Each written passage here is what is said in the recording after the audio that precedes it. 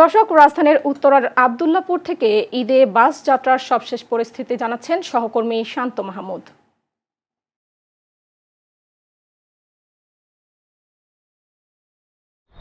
সুমি, আপনি কিন্তু জানেন পবিত্র ঈদুল আজহার আর মাত্র 4 দিন বাকি রয়েছে। পরিবারের সাথে এবং প্রিয়জনের সাথে ঈদ আনন্দ ভাগাভাগি করে নিতে ইতিমধ্যে কিন্তু রাজধানী ছাড়তে শুরু করেছেন কর্মজীবী মানুষেরা।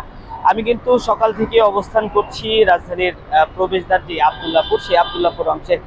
সুমি, যদি আব্দুল্লাহপুরের চিত্র একটু দেখানোর চেষ্টা করি তাহলে দেখছেন সুমি, যেই গাড়িগুলো রয়েছে তারা কিন্তু আসলে রাজধানী থেকে উত্তরবঙ্গের দিকে যাওয়ার জন্য অপেক্ষা করছেন। সকাল থেকে কিন্তু আমরা দেখেছি কিছুটা যাত্রী চাপ বেড়েছে।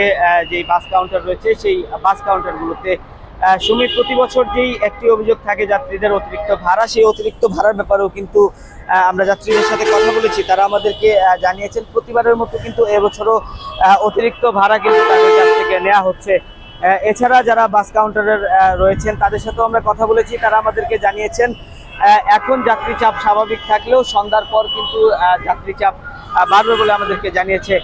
সুমি, আরো একটি বিষয় যদি বলে রাখি, আব্দুল্লাহপুর হয়ে কিন্তু রাজধানীতে গরু বোঝাই যেই গাড়িগুলো রয়েছে সেই গাড়িগুলো যেমন প্রবেশ করছে তেমনই আমরা যাত্রী নিয়ে কিন্তু বাসগুলোকে আমরা ছেড়ে যেতে দেখেছি। আমরা এখানকার যারা দায়িত্বপ্রাপ্ত ট্রাফিক সদস্য রয়েছে তাদের সাথেও কিন্তু কথা বলেছি। তারা আমাদেরকে জানিয়েছেন নির্বিঘ্নে বাড়ি ফেরার জন্য মানুষের যে সর্বোচ্চ নিরাপত্তা, সেই সর্বোচ্চ নিরাপত্তা দেওয়ার ব্যবস্থা করছেন তারা। সুমি, এই ছিল আব্দুল্লাহপুর থেকে আমার কাছে সর্বশেষ।